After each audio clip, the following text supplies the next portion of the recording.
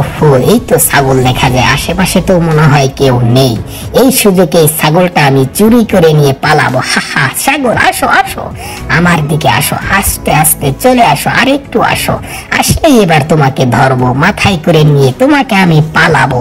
অনেক গোস্ত হবে ছাগলটা। হাহা, খুবই রুষ্টপুষ্ট। ওই তো চলে এসেছে ছাগল, ধরে ফেলেছি। হাহা, মাথায় করে নিয়ে এখন আমি ছাগলটাকে নিয়ে পালাচ্ছি। ওহো, হুটে কি মজা পেয়েছি, আজকের দিনের শিকার আমি পেয়ে গিয়েছি। হাহা। বউ, আজ আমাবস্যার রাত, আমি এখন চুরি করতে যাচ্ছি, বুঝছো? তুমি বসে থাকো, তোমার জন্য অনেক খাবার নিয়ে আসবো। তুমি এই চুরি চাপটা আর করবে না, তুমি আর চুরি করবে না। তুমি যদি চুরি করো তাহলে কিন্তু আমি বাপের বাড়ি চলে যাব, তোমার সঙ্গে আর আমি ঘর সংসার করব না, ঠিক আছে? শোনো, আজই শেষ চুরি, আর চুরি করবো না। এই বলে মানুচূড়া সে চুরি করার জন্য লোকালয় বেরিয়ে পড়ে, যেখানে লোকেরা তাদের ছাগল ছেড়ে খাওয়াইতে থাকে। সে সেই ছাগল চুরি করার জন্য আস্তে আস্তে যাইতে থাকে।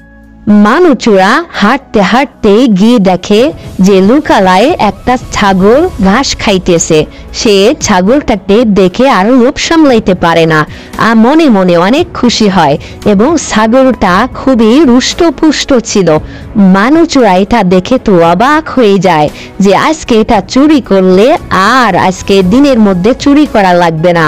সে তাগেদা ছাগলটাকে ধরে মাথায় করে নিয়ে আস্তে আস্তে পালাইতে থাকে, কারণ সে বড় একটা ছাগল চুরি করতে সক্ষম হয়েছে। মানুচূড়া চুরি করতে গিয়ে লোকের কাছে ধরা খায়, আর লোকজন তখন তাকে সহ এবং ছাগলটাকে সহ রাজার কাছে বিচার দেওয়ার জন্য চলে আসে। তখন সকলে মিলে রাজার কাছে বিচার চায়, আর রাজা তাকে বলে, শোনো মানুচূড়া, তুমি আর চুরি করতে পারবে না। তুমি যদি চুরি করো তাহলে আমাদের গ্রাম থেকে তোমাকে বের করে দেওয়া হবে, এটাই হবে তোমার শাস্তি। কারণ তখন মানুচূড়া বলে, জি হুজুর, আমি আর চুরি করব না, এখন থেকে আমি কাজ করে খাবো।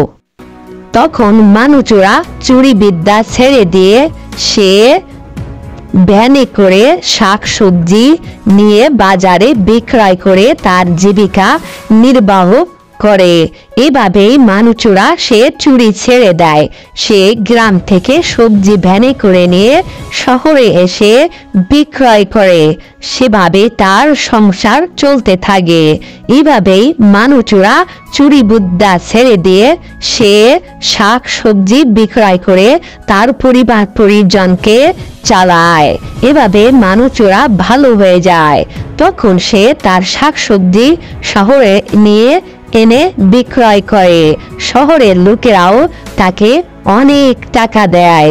এই টাকা দিয়ে তার পরিবার পরিজনকে নিয়ে সুন্দরভাবে চলতে থাকে। একজন ম্যাডাম আসে, তার ব্যাগ ভর্তি করে সবজি নিয়ে চলে যায়, আর মানুকে অনেক টাকা দিয়ে যায়। এভাবে মানু খুশিতে আত্মহারা হয়ে যায়। বন্ধুরা, তোমরা যারা আমাদের চ্যানেলটি সাবস্ক্রাইব করোনি, এখনই সাবস্ক্রাইব করে দাও এবং লাইক করে দাও, যাতে করে এরকম সুন্দর ভিডিও তোমাদেরকে উপহার দিতে পারি। চলেন বন্ধুরা, আজ আমরা পাখিদের রাজ্য থেকে ঘুরে আসি, যেখানে পাখিরাই রান্না করে খায়, এবং পাখিরাই অসুস্থ হলে অ্যাম্বুলেন্সে করে তারা হসপিটালে চলে যায়, এবং সেখানে পাখিরাই তাদের চিকিৎসা করে। চলুন আজ এমন একটা রাজ্য থেকে আমরা ঘুরে আসি। পাখিদের রাজ্য একটা গ্রামে, সেখানে শুধু পাখিরাই বসবাস করত। সেখানে অন্য কোনো প্রাণী বা মানুষ সেখানে বসবাস করত না। সেখানে পাখিরাই তারা হাট বাজার করত, হাটে যাইতো, মেলাতে যাইতো, তারাই আবার কিনা বেচা করত, তারাই আবার বিক্রয় করত, আবার তারাই আবার ক্রয় করত। সেখানে অন্য কোনো প্রাণী ছিল না, অন্য কোনো মানুষ ছিল না, অন্য কোনো পশু পাখিও ছিল না। সেখানে শুধু পাখিদেরই রাজত্ব ছিল।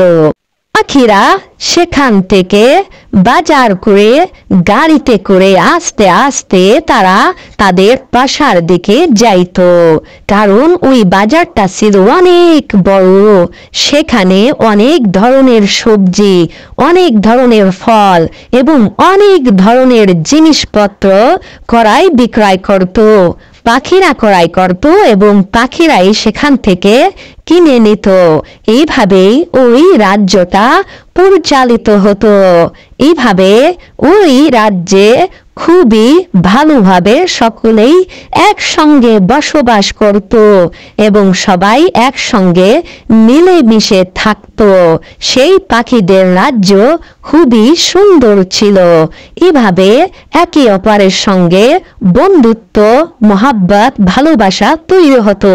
এভাবেই তারা একে অপরকে সাহায্য করত এবং একে অপরের সঙ্গে কথাবার্তা বলতো এবং কোনো সমস্যা থাকলে তারা নিজেরাই সেটা সমাধান করে নিত। তারপরে যখন তারা সেখান থেকে বাজার করে আনতো, আনার পর বাসায় বসে তারা রান্না করে খাইতো এবং পাখি তার বাচ্চাদেরকেও রান্না করে দিত। তারা সকলেই একসঙ্গে খাবার খাইতো। এভাবেই পাখিদের রাজত্ব চলতে থাকে। পাখি বাড়িতে রান্না করত এবং তার পুরুষ পাখি সে বাজার করে আনতো এবং মহিলা পাখি রান্না করে নিজে এবং বাচ্চাদেরকে খাবার দিত। তারা সকলেই মজা করে খাইতো। যখন তারা অসুস্থ হয়ে যাইত তখন তারা অ্যাম্বুলেন্সে করে তারা আস্তে আস্তে হাসপাতালে যাইত, সেখানে ডাক্তার দেখানোর জন্য। মজার বিষয় হলো ডাক্তার যারা তারাও কিন্তু পাখি, ওখানে অন্য প্রাণী নেই।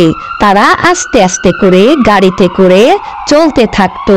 অ্যাম্বুলেন্সও আস্তে আস্তে সাইলেন বাজাইতে বাজাইতে সে হসপিটালের দিকে চলে আসে।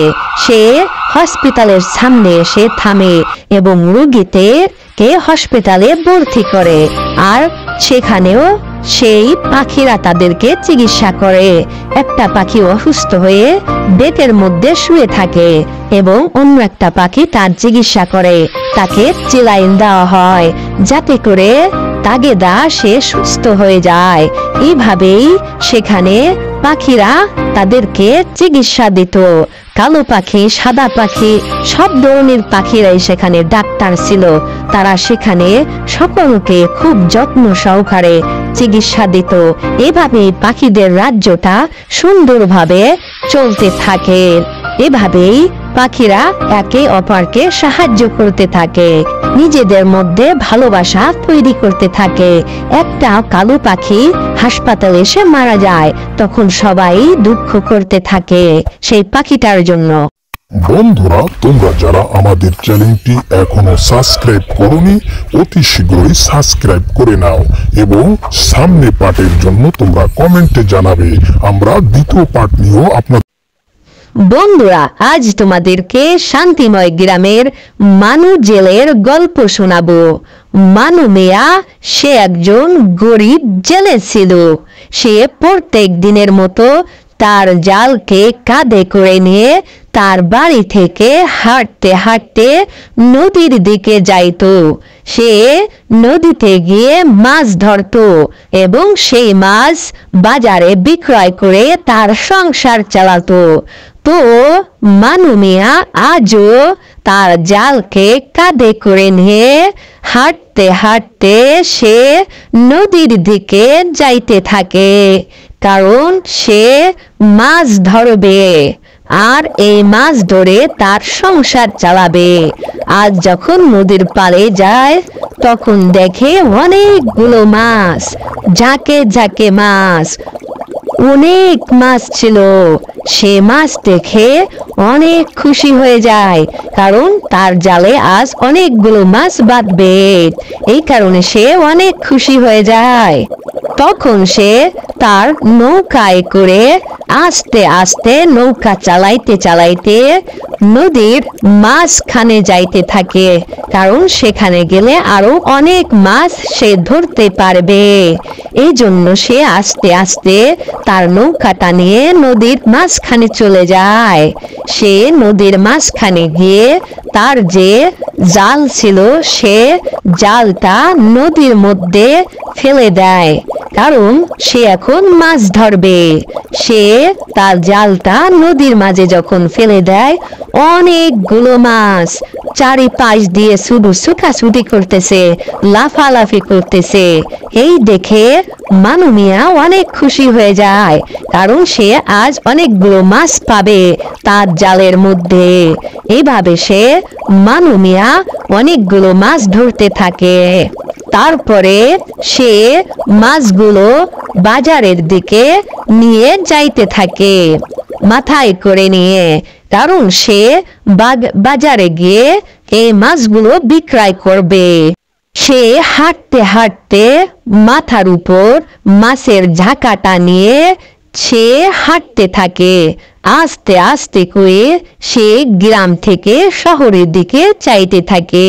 সে একটা বট গাছের তলে দাঁড়িয়ে লোকজনকে ডাকতে থাকে, আসো আসো, তোমরা আসো, দেখো পর্দার ইলিশ এনেছি, অনেক সুস্বাদু মাছ, অনেক ঘ্রাণযুক্ত মাছ। এভাবে সে মানুষদেরকে ডাকতে থাকে তার মাছ ক্রয় করার জন্য। সেখানে অনেকগুলো মানুষ জড়ো হয়ে যায় এবং তার মাছ কেনার জন্য সবাই হিড়িক পড়ে যায়, কারণ পর্দার ইলিশ মাছ খুবই সুস্বাদু, খুবই মজাদার।